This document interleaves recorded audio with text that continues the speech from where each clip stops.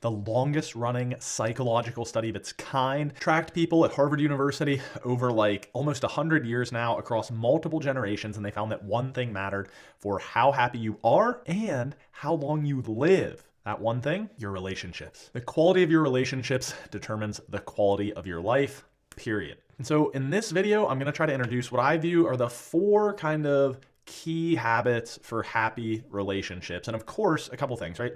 So there's way more than 4. There's literally, this video could be 10 hours. It could be an entire course. It could be an entire book. I'm doing my best to distill all of this research and books on happiness and psychology and well-being back here into what I think are very 4 kind of very simple, tangible best practices to help you get the most out of your relationships. So let's get into it. And that idea I shared at the beginning is kind of a key foundation here, because you can imagine all this work I do on happiness and coaching and training, consulting, videos, teaching.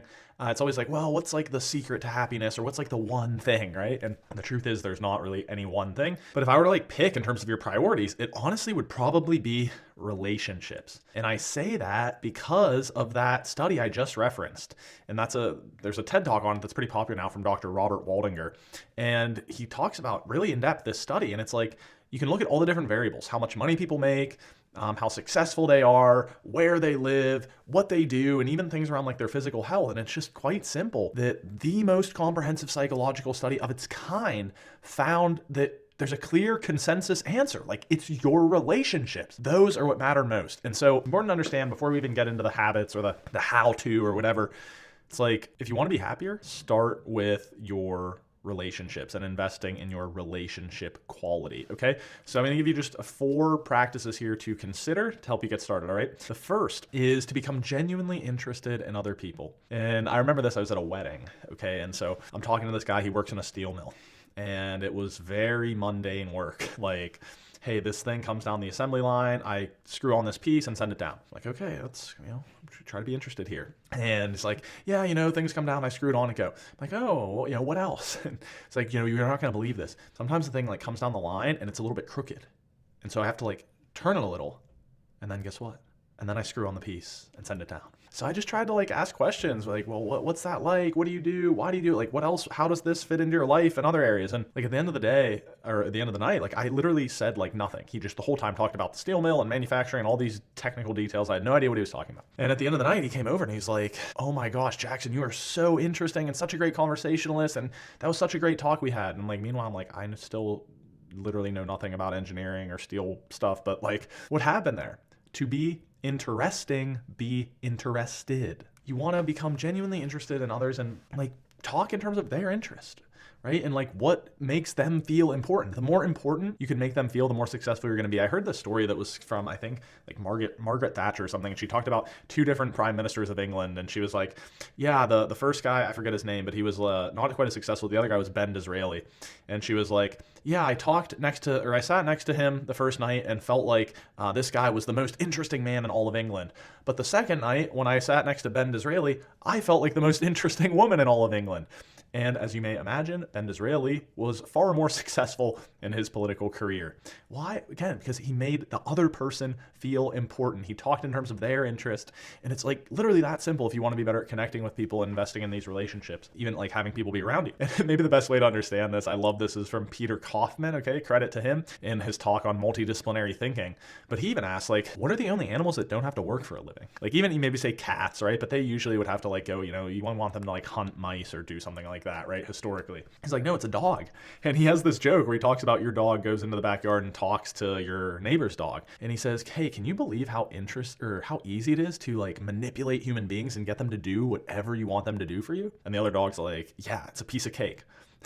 All you have to do is every single time they come home, greet them with the biggest show of interest and enthusiasm and making them feel important, making them feel like they're the center of the universe, the most important thing in the entire universe. And all you have to do is do that for like 30 seconds, and then you can go back to whatever you were doing before and ignore them for the rest of the night. And right, it's like true. And what does the dog get back in exchange for that? Everything, literally everything. And so I'm not trying to like, it's kind of a joke. We're not trying to be manipulative here, but like practically speaking, it's true. If you want everything from everyone, the way to do that is to show them you care, to go first, to be genuinely interested in them, to make them feel important, to frame things in terms of their interests and have that orientation towards the conversation instead of having to worry about like, well, how do I be interesting or how do I get something out of this, right? Okay, so that's number one. Become genuinely interested in other people. And there's a great book on this, by the way, that rule comes from, How to Win Friends and Influence People, which again sounds like salesy or manipulative, and it can be used that way. We don't want to use it that way, but it's really just practically speaking, like practical psychology of how to deal with people, because we don't get that in school, even though it's like life's most important thing.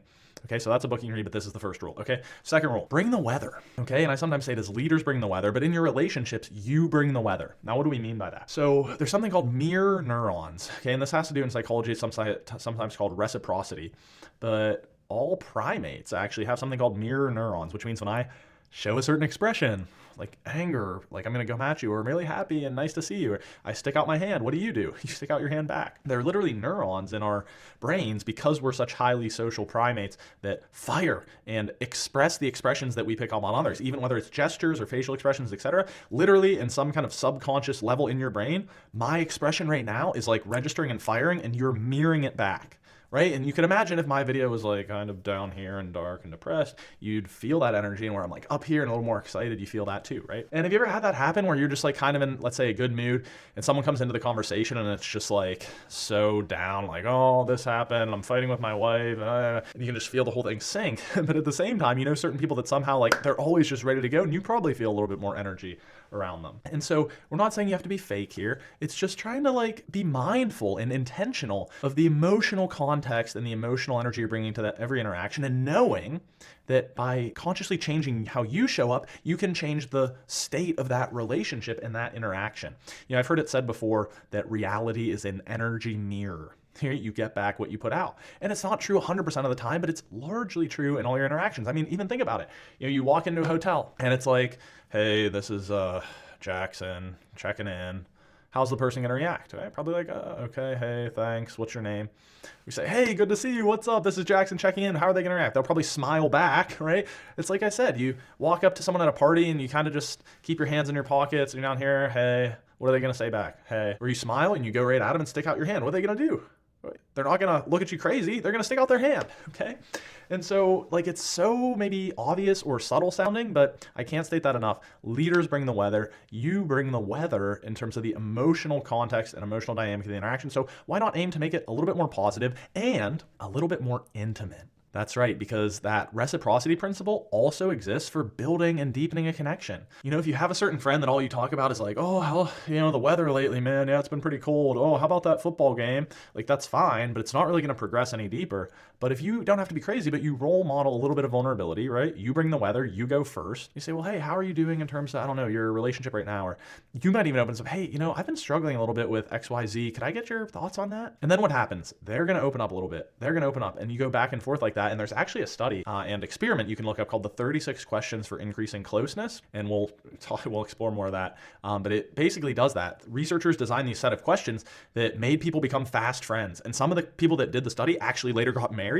But it was 36 questions. And if you like follow them, it's basically just this idea, right? This idea of you bring the weather, right? That you can go first and create that reciprocal sharing of increased like connection and vulnerability and trust. Like the question will be like, you know, a little bit personal and then a little more and then a little more, and each person shares and they go back and forth. And pretty soon by the end, you're like best friends with this person, sharing stuff that you can't even believe you're sharing. Why? Because you have that reciprocity. Okay. So we want to understand that you need to bring the weather to that interaction, one of positive emotion, generally speaking, and being willing to go first and create that reciprocal vulnerability that's going to deepen the relationship. Finally, this is a short rule, but it's good to keep in mind. The only way to win an argument is to avoid it. And if you're going to, in your mind right now, the only way to win an argument is to avoid it, you may have a tendency to say, oh, I want to argue that. Okay, well, there you go. Cut that off, right?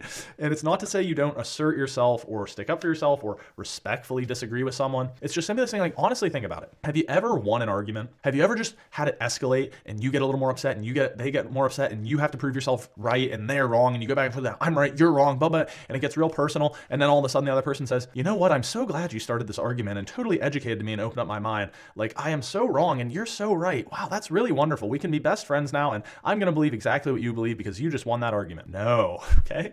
Like, the moment it becomes an argument, that's what we're talking about here, that frame, you basically can't win. because you're either gonna get in a fight or it's gonna get ugly, or they're gonna even maybe feel like you won, but then they feel discouraged and not really into the relationship. And so I have been faced with this choice many times in my life and chosen wrong. But the advice, the wisdom is, would you rather be right or be happy? Okay, so again, not to say you can't have appropriate conflict or stick up for yourself or push back or assert yourself. It's simply just saying that, like, when you start to get into this feeling of like anger or an emotional tie to being right or wrong, and it's that argumentative orientation, there's no way to win an argument. Right? I remember in that Dale Carnegie book, this little saying here, it's something like, here lies the body of John O'Day, who died defending his right of way. He was right, dead right as he rode along, but he's just as dead as if he were wrong. Follow that? Right? Like this guy trying to merge onto the highway and he has the right of way. He knows it. He's in the right. He's got to stick to it because he's right. The other person's wrong. And at the end of the day, if you get in a car crash, who gives a shit? So the only way to win an argument is to avoid it. That's number 3. Number 4, this is a broad principle that I'll try to run through real fast here. I want you to run your life like a business. And that may seem counterintuitive, especially coming from like a happiness guy, but here's what I mean. Like when it comes to your relationships, like in marketing and business, you have a CRM, that's a customer relationship manager, which is like an entire software system built out to add value, to keep in touch, and to like manage all your relationships. And it's like, what's more important than the business relationships? Like the relationships of your life. So when I talk about run your life like a business in terms of your relationships, I don't mean being like shallow or you have to get stuff out of people. I mean, you should have that same degree of intention and organization that you do if you were running a business. Okay, and here's what a couple of examples of what I mean by that is setting aside time as if you were scheduling meetings for the most important people in your life, right? If you're the CEO of the company and you have your VP of sales, your VP of operations, your VP of finance, you're going to be meeting with them regularly, okay? Well, you have your boyfriend, girlfriend, husband, wife, partner, whatever. You have your kids, you have your best friends, you have your siblings, you have your parents, you have whoever.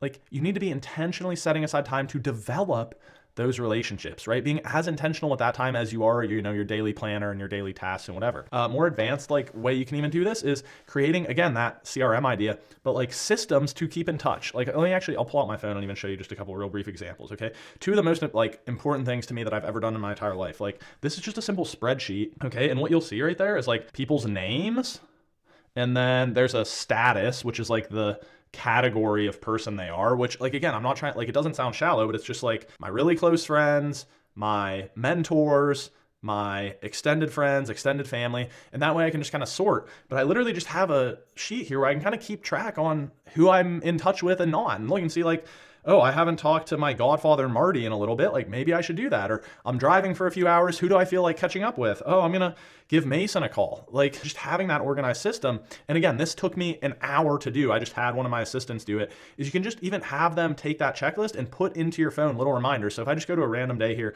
so this is January 23rd. If you look right at the top there's like these little reminders.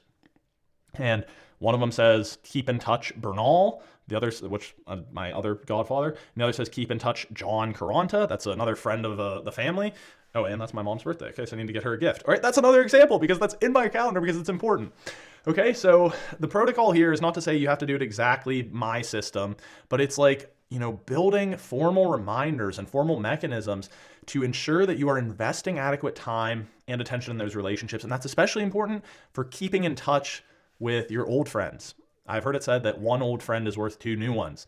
And so much of the time I think we become lonely because we're not investing in those friends, those old friends, right? We lose touch because we're all busy and doing our thing. And we might not have formal checkpoints for our most important relationships. Like literally you could have I've heard this done, like a weekly brief with your significant other or with your kids where you're like, hey, we're going to set aside this time to just check in. How are we doing? What's going well? What's not going well? Let's see how we're doing, check in, and spend some time with each other. Okay, so when I say finally to step back here, running your life and your relationships like a business, obviously, again, I don't mean like shallow, trying to pull value out of them, but thinking in terms of intentionality, systems, right? Your own little CRM or your keep in touch system so that you're really systematically investing in developing these relationships, which are the currency for happiness, okay? And just like a business, you want to give them value, right? Which means that you show up for them, you care for them, and you think about their interests, not just yours. So I gave you a lot here. Again, I didn't really get into the references as much in this video and like the scientific literature, studies. Obviously, it's all grounded in research, but I wanted to be short and practical, and I kind of succeeded, maybe a little long. So Here are your rules again. If you want to be interesting, be interested, right? Make others feel important and talk in terms of their interests. Be genuinely interested in them. Number 2, bring the weather. Remember that reciprocity, okay? So you shift the emotional context and dynamic and that building of intimacy and vulnerability and trust. Number 3, the only way to win an argument is to avoid it. By the way, credit to Dale Carnegie for that one as well. And number 4, run your life and your relationships like a business. Thank you for watching, and I'll see you next time.